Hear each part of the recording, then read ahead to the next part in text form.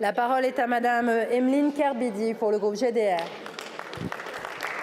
Madame la Présidente, mes chers collègues, ma question s'adresse au ministre des Outre-mer.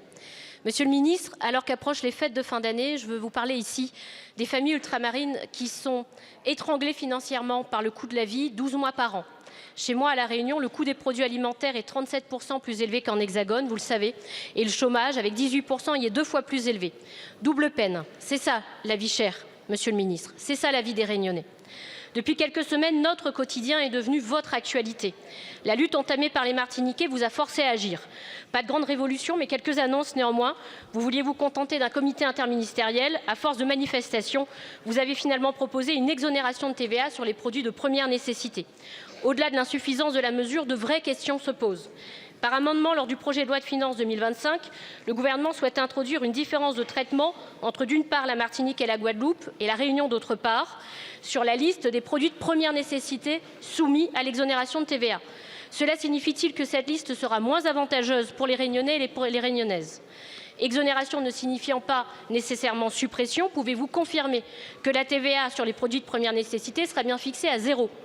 Quand cette exonération sera-t-elle mise en œuvre? Pouvez-vous vous engager sur la date du 1er janvier 2025, car il y a urgence? Le gouvernement a-t-il prévu des mécanismes pour garantir que cette exonération n'aille pas se perdre dans les poches des distributeurs? Une dernière question, Monsieur le ministre, concernant l'augmentation de la taxe de la solidarité sur les billets d'avion. Par un amendement salvateur déposé à l'Assemblée, les Outre-mer avaient pu être exonérés. Confirmez-vous ici que la TBSA n'augmentera pas sur les vols à destination et en provenance des Outre-mer? Nous n'attendons pas de cadeaux au pied du sapin, Monsieur le ministre, mais mes questions sont simples et les Réunionnais attendent des réponses claires.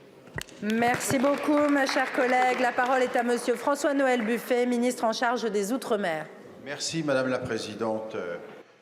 Madame la députée, Madame Emeline Kerbidi, vous l'avez noté, je ne suis pas le Père Noël non plus. Mais tout de même, nous avons parfaitement conscience de la situation et l'accord qui est intervenu sur la vie chère en Martinique a permis de mettre l'ensemble des acteurs autour de la table et finalement pour aboutir à l'idée que sur 6 000 produits, 69 familles de produits, il y aura une réduction au 1er janvier prochain de 20%. Vous avez rappelé, à juste titre d'ailleurs, que dans le projet de loi de finances 2025, la TVA pourra être modifiée, bien évidemment, pour la Martinique, mais aussi pour la Réunion. Il y aura peut-être d'autres mesures, le moment venu, si cela est nécessaire, pour lesquelles il nécessitera des ajustements.